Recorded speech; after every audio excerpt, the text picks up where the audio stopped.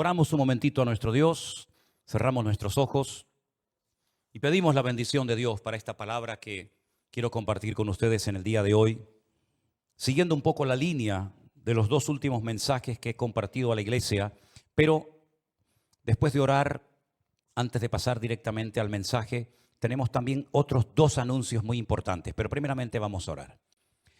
Padre Celestial, gracias de todo corazón por este privilegio que nos das de disfrutar de nuestra comunión contigo y de saber que hay tantos y tantos, miles y miles de hermanos que están siguiendo, Señor, este culto en directo, gozándose en sus hogares. Pedimos también que tu palabra y tu bendición los alcance a ellos donde quiera que se encuentren. Gracias, Señor, por este privilegio de formar parte de la familia de Dios, la familia más grande y más hermosa sobre la faz de la tierra.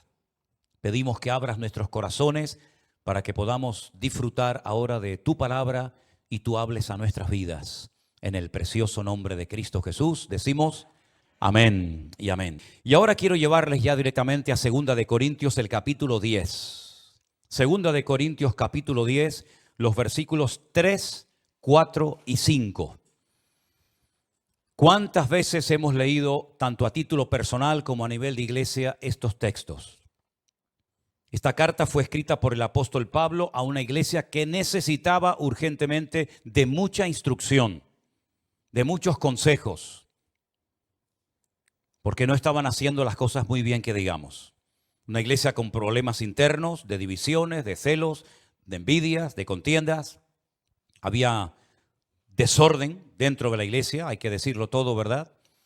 Pero una de las cosas que Pablo quería que todos los creyentes, no solamente los hermanos de la iglesia de Corinto, sino los de Éfeso, los de Esmirna, los de Pérgamo, los de Roma, todos, incluidos nosotros, es que supiéramos en todo momento, que supiéramos que estamos en medio de una batalla espiritual. Por eso Pablo utiliza muchas veces términos militares, como espada, escudo, yelmo, pelear, soldados, etcétera, etcétera. Porque estamos realmente en una batalla espiritual. No es nuestra lucha contra sangre y carne, dice Efesios capítulo 6, sino contra principados, contra potestades, contra enemigos espirituales que aunque no vemos son reales.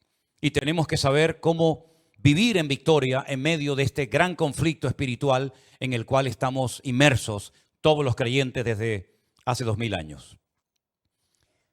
La Biblia dice que aunque andamos en la carne, no militamos según la carne. Nosotros no andamos, ni nos vamos a comportar, ni vamos a pensar, ni a reaccionar, ni a hablar como carnales, que era lo que le estaba pasando a los hermanos de la iglesia de Corinto.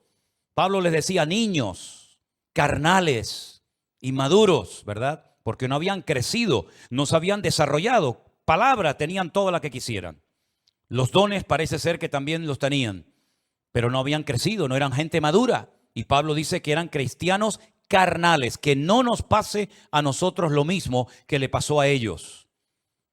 Dice que las armas, luego tenemos armas, las armas de nuestra milicia no son carnales, porque nosotros no andamos en la carne, no echamos mano a las artimañas de la carne para defendernos, ni para atacar a nadie. Nuestras armas, dice la Biblia, que son poderosas en Dios para la destrucción de fortalezas. De tipo espiritual, se sobreentiende. Derribando argumentos y toda altivez que se levanta contra el conocimiento de Dios. Y llevando cautivo todo pensamiento a la obediencia a Cristo. Si ustedes prestaron atención a la lectura que nuestro hermano Jerónimo nos traía esta tarde, simplemente a modo de ejemplo, vemos cómo el pueblo de Israel, cuando logra por fin, después de tantos años de peregrinar y dar vueltas y vueltas en el desierto, logran cruzar el río Jordán. Lo primero que se encuentran es la ciudad de Jericó, una de las ciudades más antiguas del mundo, que hemos tenido, gracias al Señor, la oportunidad de visitar en unas cuantas ocasiones. Es una ciudad que tiene muchas cosas bíblicas que explicar. Allí todavía, créanme, todavía están los pozos, aquellos pozos de agua mala por los cuales oró el profeta Eliseo. Dice la Biblia que oró e Israel bebe de esas aguas hasta hoy. Pues todavía están allí esos pozos. Jericó es un vergel en medio de un desierto. De hecho, Jericó realmente lo que es un oasis. Se le conoce también como la ciudad de las palmeras. Los dátiles de Jericó son famosos en el mundo entero. Allí en medio de Jericó hay un teleférico que te lleva a lo alto de una montaña donde hay un monasterio, porque allí cuenta la tradición que fue donde Jesús fue tentado. Dice que lo llevó a un monte alto, ¿verdad? Y allí Satanás le mostró todos los reinos de la tierra. Se cree que fue allí, en la ciudad de Jericó. Allí era donde vivía Jairo. Hace poquito hablamos de Jairo, ¿se acuerdan? Aquel principal de la sinagoga que va suplicándole al Señor que ore por su hija, que está a punto de morir. Finalmente sabemos que murió, pero el Señor le dijo, no temas, tranquilo, cree solamente, tu hija no está muerta, tu hija está durmiendo. Algo que algunos se reían de él. Podríamos hablar muchas cosas de Jericó, pero sin lugar a dudas, por lo que más es conocido Jericó es por sus murallas, ¿sí o no? Las famosas murallas de Jericó.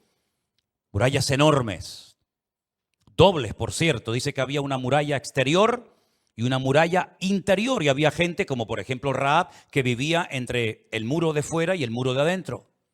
Una ciudad humanamente hablando imposible de conquistar. Ellos no tenían catapultas, ellos no tenían armas modernas para derrumbar aquellos enormes muros. Pero la Biblia dice, y lo dice Rahab la ramera, la que vivía dentro de aquella ciudad, que el corazón desde el rey hasta el más pequeño estaba muerto de miedo porque ellos sabían que tarde o temprano la ciudad de Jericó caería en manos de los hijos de Israel. Ahora bien, si no se conquistaba Jericó, no se iba a poder conquistar el resto del país.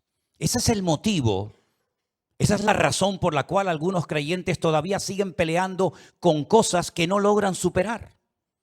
Y la pregunta es, ¿por qué yo no logro superar nunca este tema puntual? Porque para poder obtener ciertas y determinadas victorias en tu vida, previamente tienes que vencer a otras cositas o a otros enemigos, o llámalo como quieras. Si no se conquistaba primeramente la ciudad de Jericó, no se iba, repito, a poder conquistar el resto del país. Para ellos era algo infranqueable. Para ellos era imposible tomar posesión de aquella ciudad. Estaba cerrada, estaba amurallada. Ellos no tenían mucha experiencia militar. Y por lo tanto lo que hizo Josué fue orar. Pedirle al Señor que le mostrara la estrategia, que le mostrara la forma como iba a poder conquistar esa ciudad. Y el Señor se lo mostró. El Señor le reveló que para tomar posesión de esa ciudad, lo que tenían que hacer era fiarse del plan de Dios. Dios sabía cómo tomar posesión de la ciudad. Ellos no, pero Dios sí lo sabía. Dios nunca tendrá problemas a la hora de resolverte tus problemas. Dios nunca se llevará las manos a la cabeza y dirá, ¿y ahora qué hago? ¿Ahora qué le digo? El Señor es un Dios omnipotente, que todo lo puede, omnisciente, que todo lo sabe, y omnipresente, que está en todas partes. Por lo tanto, cuando tú no sepas qué hacer, habla con Él, que Él te va a decir lo que tienes que hacer. A modo de ejemplo, ¿se acuerdan cuando estaban cerca en ese desierto y había una multitud que había estado todo el día escuchando las enseñanzas del Señor Jesucristo y ya llegaba la hora de la despedida, el atardecer, y los discípulos están preocupados porque el Señor se extiende en sus mensajes y le dice, Señor, despide ya a la multitud, es tarde, la gente tiene hambre, no han comido en todo el día y tienen que ir a comprar comida. Y el Señor le dice, dadles vosotros de comer. ¿Por qué se tiene que marchar la gente? ¿Por qué le dan lugar al temor? Dadles vosotros de comer.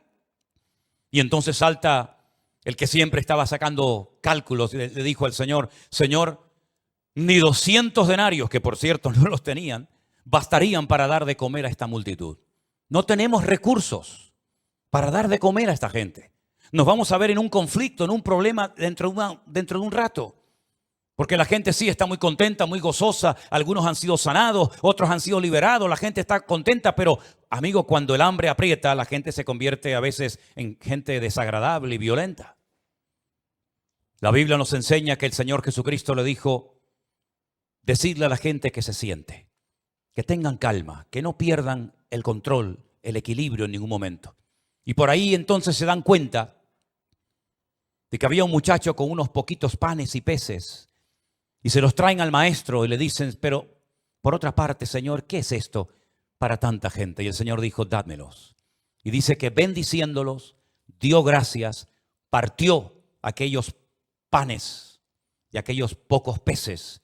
Y comieron multitudes. Y dice la Biblia que sobraron cestas enteras llenas de pedazos que habían sobrado. ¿Cuántos dicen amén? Si hubieran despedido a la gente, si hubieran perdido uno de los milagros más espectaculares de todos los que hizo el Señor Jesucristo. ¿Te das cuenta cómo a veces no es bueno decirle, Señor, quítame esto?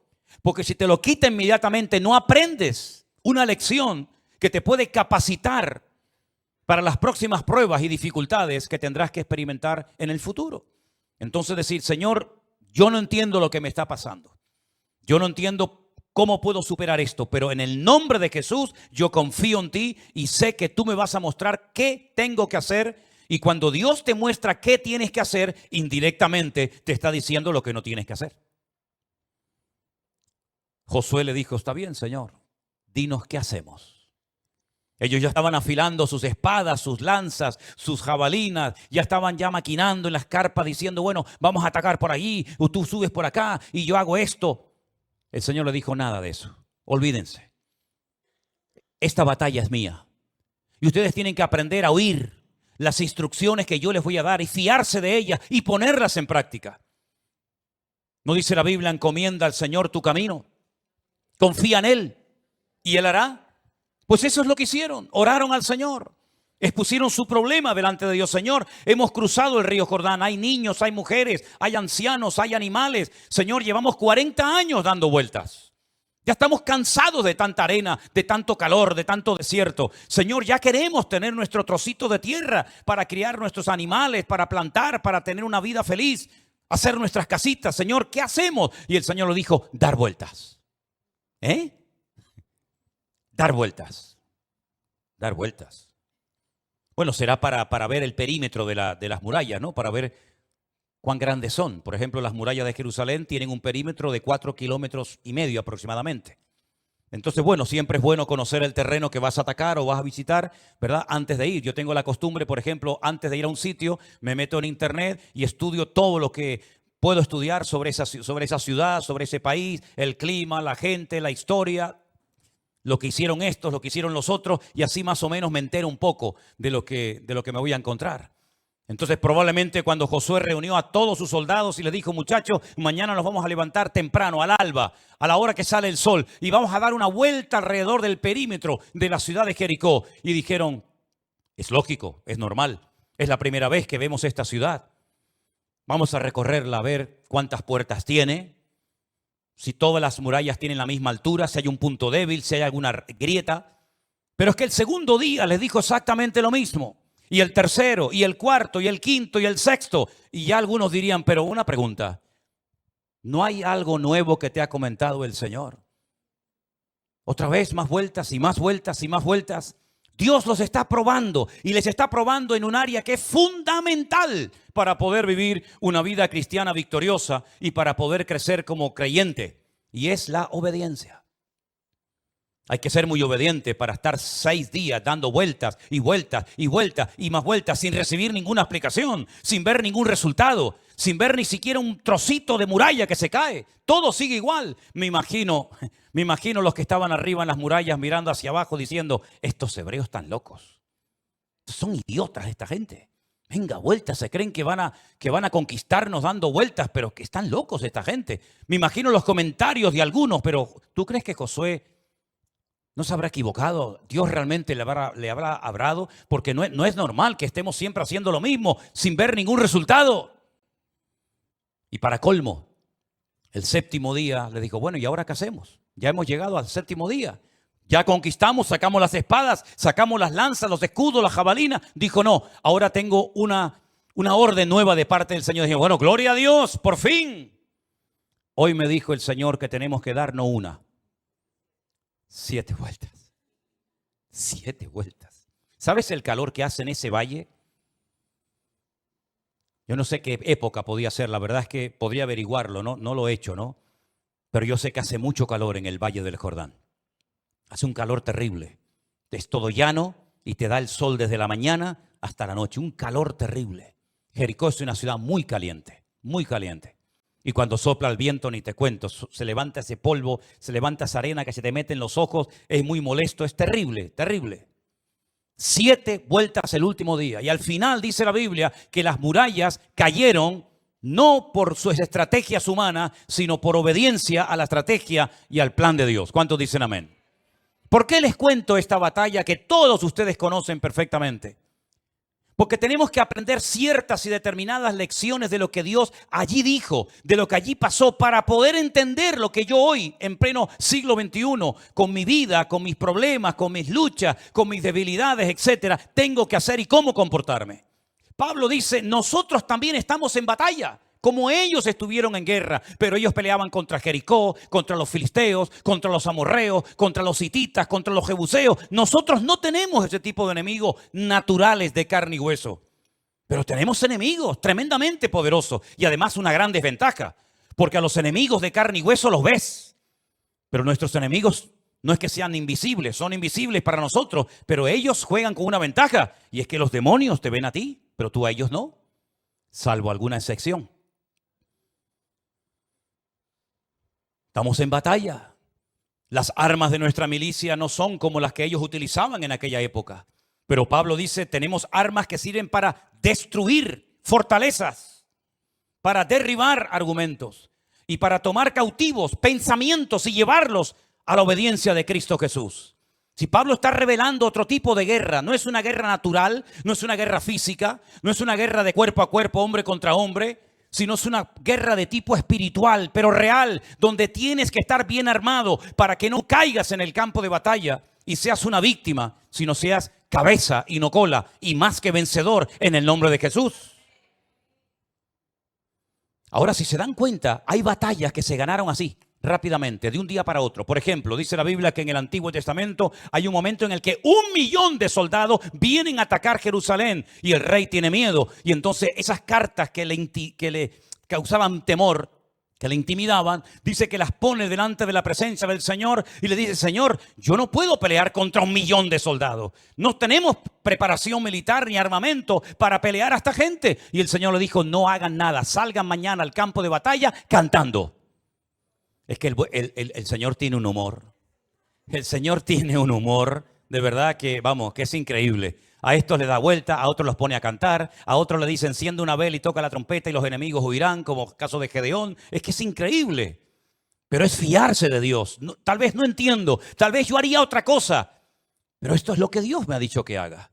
Y la Biblia dice que salieron cantando y esa noche todos salieron despavoridos y se mataban entre ellos. No tuvieron que hacer absolutamente nada. Hay batallas en la vida, hay cosas en la vida que podrás vencer, no digo fácilmente, pero sí digo rápidamente. Miras atrás y dices, fíjate aquello que hice tanto tiempo, lo he controlado, lo tengo sometido. Pero hay otras batallas que te va a llevar tiempo. Y tienes que saber si esta batalla que estoy librando es de larga duración o es de corta duración. Por ejemplo, hay cosas que no se pueden ir dejando poco a poco. Imagínate el que consume drogas. Las voy a ir dejando poco a poco. Poco a poco. ¿Y poco a poco cuánto es? Bueno, si antes me pinchaba 3 veces, ahora me voy a pinchar 2. Pero estamos igual. El problema no está en la cantidad. El problema está en que hay algo que tienes que dejar. Hay batallas que para ganarlas, tienes que tener la actitud de una persona radical. Y para llegar a la radicalidad en la vida tienes que llegar a un momento de hartazgo. De decir, estoy harto, ya no quiero seguir haciendo esto. No quiero seguir siendo un robot, ni esclavo de nada ni de nadie. Y hay batallas que se ganan por la actitud, por la obediencia, por el sometimiento a Dios. Una radicalidad que te lleva al hartazgo y decir, ya se acabó. Pero hay otras batallas en las que vas a tener que prepararte y vas a tener que invertir tiempo y aprender muchas cosas. Y es un proceso tal vez largo, pero vas a obtener la victoria porque tu victoria ya la ganó Cristo por ti en la cruz del Calvario. Y es interesante notar cómo tuvieron que aprender a esperar, cómo tuvieron que aprender a discernir la estrategia divina, la estrategia de Dios. Pero entonces, ¿cuáles son nuestras armas? ¿De qué armas puedo disponer hoy en día como cristiano para yo defenderme? Y no tanto para defenderme, sino para atacar y para poder superar tantas cosas que el mundo me dice, eso nunca lo vas a dejar de hacer. Tú eres así y así te mueres. Y qué rabia da, ¿verdad? Cuando tú en lo más profundo de tu corazón quieres ser otro tipo de persona, pero te dicen, tú. Y te hacen esos gestos así. El canario es mucho de gestos, ¿verdad? Y te dicen, tú cambiar. Y te da una rabia porque tú dices que yo quiero cambiar y esta ¿por qué me dice que no voy a cambiar? Bueno, que digan lo que quieran. La crítica no tiene que hundirte, tiene que darte fuerza y rabia para decir, sí, pues ahora sí voy a cambiar. Tienes la oración, mi hermano. Esa es la primera herramienta, la primera arma de destrucción masiva que Dios le ha dado al pueblo de Dios. La oración. Lo sabemos. Pero ¿cuántas veces sufrimos por algo porque no hemos orado lo suficiente y en serio para que eso se rompa y se vaya? Hay aquí entre nosotros una persona que durante mucho tiempo, cada vez que terminaba un culto se me acercaba y me pedía siempre lo mismo. A mí me tenía un poquito cansado. Porque nada más terminar el culto, yo sabía que se iba a acercar esta persona y me iba a decir, ¿puedes orar por mí? Por esto, ¿no? Sí. Y al día siguiente, otra vez. Y al otro día, otra vez. Y al día siguiente, otra vez. Ven un momentito. Ven, tú sabes que estoy hablando de ti. Ven para acá. Todos los días que teníamos reunión, y en aquellos años cuando yo vine a Tenerife con 19 años, porque yo tuve un momento de 19 años en mi vida, ¿saben? Todos los días que teníamos culto, Irma siempre se me acercaba y me pedía lo mismo. Ustedes tienen que creerle lo que va a decir por fe, porque ninguno de los que están aquí, que yo sepa, vieron cómo era Irma en aquel momento. ¿Qué pasaba contigo? Fuertes aplausos al Señor. Así fue, hermanos. Así fue. Ni más ni menos. Es la verdad. Es la verdad. ¿Tú tienes fotos de aquella época? ¿O las rompiste todas? Trae algún día unas, por favor. La ponemos aquí en la pantalla. No. No, pero es la verdad. Yo le decía, Señor, por favor, ten misericordia de mí. Por favor, haz algo. Me tiene podrido esta muchacha ya. Y el Señor se glorificó. Lo podía haber hecho así instantáneamente en un culto. Lo hizo progresivamente, pero lo hizo.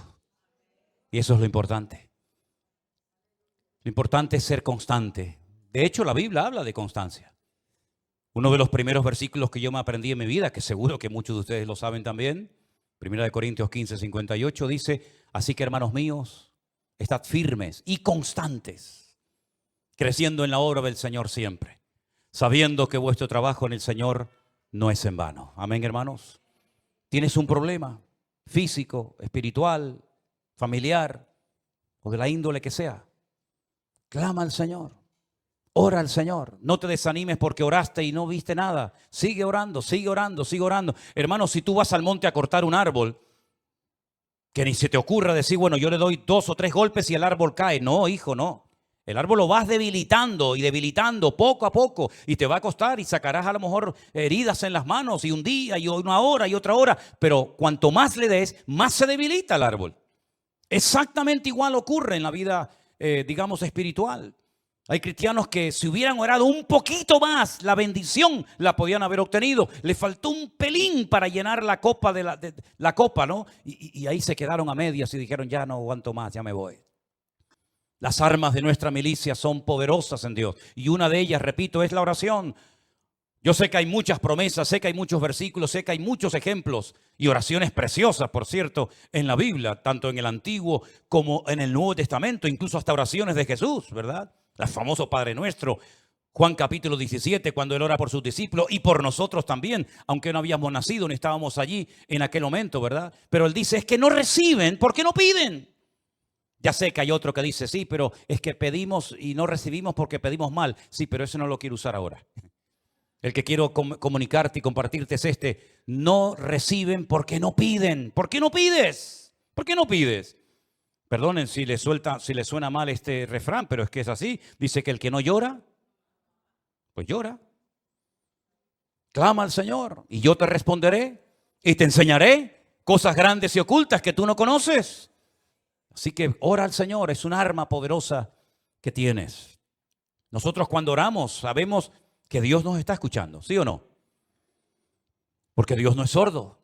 Y lo bueno de la oración, fíjate la estructura, la forma como Dios ha diseñado este tema de la oración, con otros no, pero con el tema de la oración lo ha hecho tan accesible que puedes orar sentado, o de pie, o conduciendo, o en un barco, en un avión, en un submarino. Puedes orar en cualquier postura, cualquier hora del día, de pie, sentado, caminando, corriendo, como sea. Es decir, no hay límites, puedes orar cuando quieras, cuantas veces quieras. No hay un horario, bueno, de 3 a 4 y de 6 a 8. En cualquier momento puedes orar. Ora, mi hermano, hasta que veas la bendición de Dios en tu vida. ¿Cuántos dicen amén?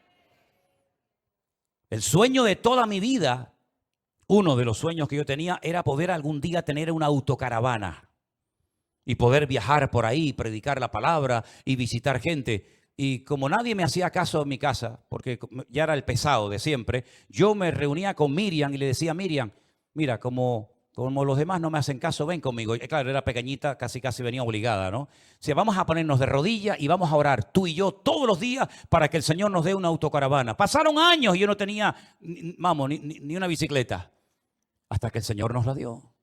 En otras palabras, hermano, no se canse de orar. Clama al Señor, pide al Señor. Y el Señor tiene grandes regalos y sorpresas, pero es que si no se los pides, a lo mejor el Señor dice: bueno, se lo voy a dar a otro. Ese hombre tan hermoso era para ti, pero no lo pediste, se lo dio a otra. No, déjenlo ahí, déjenlo ahí.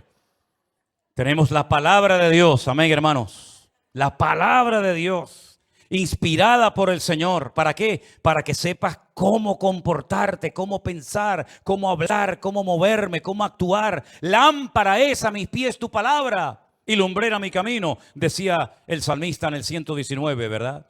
La palabra de Dios te orienta, la palabra de Dios te alienta, la palabra de Dios te habla, te abre los ojos. Fíjense cuando aquellos dos discípulos desanimados diciendo: nos hemos equivocado de Mesías, dejamos el trabajo, dejamos la familia, dejamos todo. Hasta vergüenza les daba volver a su provincia y se iban en dirección opuesta, porque Maús está yendo en una dirección y Galilea está en otra dirección. Ellos eran galileos, ellos eran del norte, pero seguramente a estos dos discípulos les daba vergüenza volver a su tierra y decir: nos hemos equivocado, mataron al Mesías, lo dejamos todo creyendo que era el verdadero y nos hemos equivocado. Y dice que camino hacia Maús el Señor se les presentó y empezó a hablarles. Y dice que a través de los profetas, a través de la ley, a través de los salmos les abría, ¿verdad?, la palabra. Y dice que sus corazones ardían, y cuando llegó un momento lo reconocieron al Señor. Y fueron las palabras del Señor basadas en la palabra de Dios la que le quitaron las escamas de los ojos y entendieron que era necesario que el Cristo padeciera y sufriera y muriera y resucitara al tercer día en Jerusalén. Fue la palabra la que les animó, fue la palabra la que les permitió volver y al final terminar dando sus vidas por la causa del evangelio. Tenemos la oración, tenemos la palabra. ¿Se acuerdan ustedes cuando el domingo pasado hablábamos acerca de aquel jovencito diciendo: tú vienes contra mí con espada y jabalina, mas yo vengo contra ti en el nombre, en el nombre? ¿Qué fe tenía David en el nombre de su Dios? Bueno, la Biblia dice en la carta de Pablo a los Filipenses que por cuanto él se humilló y se hizo obediente hasta la muerte y muerte de cruz, Dios, el Padre, lo exaltó hasta lo sumo y le dio un nombre sobre todo nombre, para que en su nombre se doble toda rodilla de los que están en el cielo, en la tierra y aún debajo de la tierra, y toda lengua confiese que Cristo es el Señor, para gloria de Dios Padre. El día de la despedida, cuando Jesús se separa de sus discípulos y es ascendido y llevado a la gloria, Él les dice: id por todo el mundo y predicad el evangelio a toda criatura. El que creyere y fuere bautizado será salvo. Y les dice: en mi nombre echarán fuera demonios, en mi nombre pondrán las manos sobre los enfermos y sanarán. Todo era en mi nombre, en mi nombre, en mi nombre. Y llegó un día en el que el Señor les dijo: Hasta ahora nada habéis pedido en mi nombre, pero atrévanse a utilizar el poder de mi nombre, la autoridad de mi nombre, para que el Padre sea glorificado en el Hijo. Tienes un problema en tu vida, una atadura, una fortaleza, algo que te está agobiando, algo que te roba el sueño, algo que te roba la paz. Utiliza, invoca el nombre de Jesús. En el nombre de Jesús, esto se va de mi vida. Y si mañana viene otra vez, lo que sea, a molestarte, en el nombre de Jesús te recuerdo lo que te dije ayer. Vete de mi vida. Y otra vez, hasta que finalmente, dice la Biblia, que si te sometes a Dios, el diablo huirá de vosotros. ¿Cuántos dicen amén? Tenemos que acostumbrarnos a usar más el nombre de Cristo. Cuando oremos, cuando vayamos a trabajar, cuando estemos conduciendo, cuando vayamos a un viaje, Señor, en tu nombre yo voy a hacer esto. Señor, en tu nombre que se abran las puertas. Señor, que tu nombre sea glorificado y que la gente reconozca que esta obra, quien la ha hecho, no ha sido el pastor, no ha sido un hombre, sino ha sido el Señor a través de su precioso y poderoso nombre. No solamente tenemos la oración y la palabra y el nombre de Cristo, sino dice la Biblia, vuestra fe ha vencido al mundo. El regalo, el don de la fe, qué maravilloso. Y hermano, qué triste cuando he conocido gente que me dice, ¿cómo me gustaría a mí? Eso me lo han dicho, ¿Cómo me gustaría a mí tener la fe que ustedes tienen? Yo digo, bueno, pues pídela al Señor. La fe es un regalo de Dios maravilloso. Pero la fe tenemos que usarla. Porque ustedes saben en la Biblia que hay muchos tipos y niveles de fe. Jesús le dijo una vez a un hombre, hombre de poca fe, ¿por qué dudaste? Cada vez que dudamos, para el Señor somos una persona de poca fe. Pero cada vez que creemos en Él y en el poder de su palabra, el Señor le dijo a aquel centurión, hombre, grande es tu fe. Vete, tu siervo ha sido sanado. En otras palabras, la fe puede crecer o menguar. Puedes tener una fe de buena calidad o de pésima calidad. Dice la Biblia que sin fe es imposible agradar a Dios. Por lo tanto, mis queridos hermanos, pongamos nuestra fe en Dios. Hay gente que tiene una fe tremenda en el periódico. Todo lo que leen del periódico se lo creen. Y después a la semana siguiente dicen todo lo contrario a lo que dijeron al programa anterior. Hay gente que tiene fe en los horóscopos. Hay gente que tiene fe en lo que dicen por ahí, pero que poca fe tienen en el Señor. Cuando el Señor Jesucristo dijo, tened fe en Dios. ¿Cuántos dicen amén? ¿Se acuerdan aquel padre desesperado que llega a los discípulos y le dicen, mi hijo no sé lo que le pasa, cuando ve aguas profundas se me tira adentro, se me quiere ahogar, se quiere matar? O cuando pasamos por un lugar donde hay fuego, se me tira adentro porque se quiere quemar. Y dice la Biblia que los discípulos no pudieron hacer nada. Oraron por él, trataron de liberar al muchacho, pero no había forma. El Señor no estaba, se había ido a la montaña a orar, y cuando baja, aquel padre desesperado que había venido con una expectativa tremenda, le dice al Señor, Señor, si puedes hacer algo, por favor, ayúdanos. Y el Señor dice, tranquilo, ¿cómo que si puedes hacer algo? No me eches a mí el muerto, yo no tengo el problema. Si tú puedes creer, Señor, ayuda a mi incredulidad. Si te patina la fe, si la tenías o la perdiste, dile al Señor, Señor, aumenta mi fe para creer que yo puedo ser una persona completamente diferente si me propongo ir en serio y conquistar todos mis enemigos en el nombre de Jesús.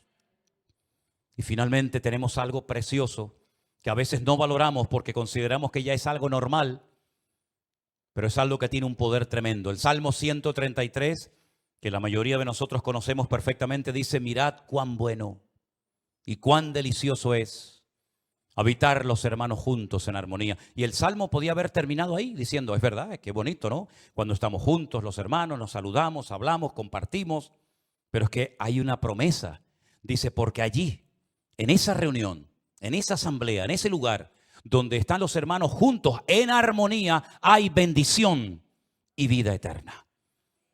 Cuando estábamos ahora este verano en Galicia, a mí me gusta mucho el tema de las aves. Y bueno, cuando veo un buitre o un pájaro carpintero, que este verano vi bastantes pájaros carpinteros y tantas aves que me llaman la atención, un águila, un aguilucho, apareció en el horizonte y de repente quiso atacar un nido de urracas. Aquí en Canarias no hay urracas, pero son muy escandalosas. Y entonces, como la urraca sabe perfectamente que no se puede defender contra un aguilucho, porque es mucho más fuerte que ella, lo que hizo fue comenzar a hacer un escándalo tremendo y comenzaron a salir urracas de todas partes. Y todas se juntaron como si fuera una nube negra, una bola, y todas contra el aguilucho. Y el aguilucho debe ser que se asustó y salió volando y las dejó tranquilas. Una sola no podía haberle hecho frente al aguilucho, hubiera muerto. Pero cuando se juntaron todas, el aguilucho se asustó y se fue volando. Nosotros como cristianos tenemos que aprender y darnos cuenta de que el poder de la unidad es tremendo. No te aísles cuando te duele la cabeza y te quedes en casa, porque es cuando más tenías que haber venido. ¿Cuántas veces yo he venido a la iglesia con dolor de cabeza? Y cantando, predicando, se me fue. No te quedes en casa cuando hay frío, o cuando hay lluvia, o cuando hay calor. No te quedes en casa cuando no tienes ganas de venir al culto, porque si te quedas en casa cuando no tienes ganas de venir, es cuando más tenías que haber venido. En otras palabras, dale gracias al Señor por tener otros hermanos que simplemente, fíjate lo que te digo, simplemente hoy tú por el esfuerzo que has hecho de haber venido aquí, de haberte arreglado, ya te desodorante y eso, ¿no? Desodorante, colonia, ¿cómo es? La maquillante, la reflectante, esta cosa, ¿eh? Lo digo porque simplemente por el hecho de haberte ya arreglado y haber dado un pasito y haber venido aquí en guagua, caminando en taxi o como sea, ya no te vas a ir igual que como entraste. Ya te vas a ir con algo de bendición en tu vida. Y si además la palabra que estás escuchando, estas 5 herramientas, la oración, la palabra, el nombre de Cristo, la fe y la comunión con los hermanos, lo pones en práctica, eres imparable e indestructible. Porque hemos vencido al enemigo, porque mayor es el que está en nosotros que el que viene contra nosotros. Por un camino vendrán y por 7 huirán. Fuertes aplausos a nuestro Dios en esta tarde. Ese es nuestro Dios. Ese es nuestro Dios. Aleluya. Pero si no conquistaban Jericó, olvídense, no hay tierra para nadie. Hay victorias, hay batallas que previamente tienes que ganar para poder enfrentarte a otras batallas. Termino diciéndoles algo. David, cuando fue a pelear contra el gigante Goliat, no era la primera vez que se jugaba la vida. Cuando él abre su corazón y cuenta algo que yo creo que ni los hermanos sabían. Yo he matado un oso. Yo he matado un león. Todo eso lo preparó el Señor en esas experiencias para que cuando él llegara al campamento del filisteo, él viera al filisteo como un oso más o como un león más.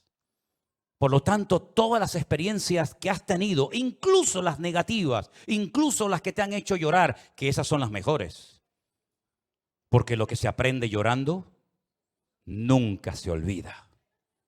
Lo que tú aprendes con dolor y sufrimiento, eso no lo olvidas en tu vida.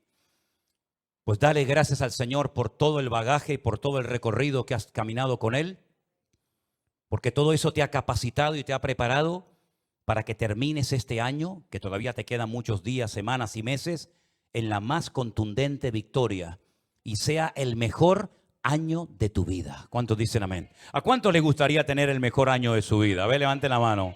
Gloria a Dios. ¿A cuánto le gustaría casarse este año? No, bajen la mano. Hay ganas en el pueblo, ¿eh? Ahora, bueno, ya yo no hago milagros, ¿eh? Oramos a nuestro Dios en esta tarde. Recuerda estas 5 armas que tienes, hermano. Las tienes tú exactamente igual que yo.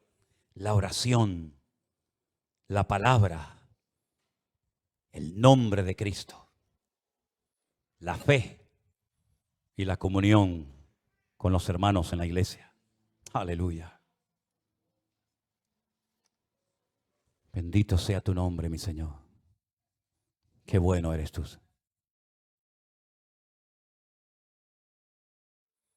Gracias, Señor Jesús. Todo lo que sucede en nuestras vidas tiene un propósito y una razón de ser. Oh, gracias, Señor. Gracias, Padre. Pero no te resignes a la mediocridad. Permítele al Señor sorprenderte en estos próximos días. Ponte de pie conmigo en esta tarde. Aleluya. Gracias, Señor.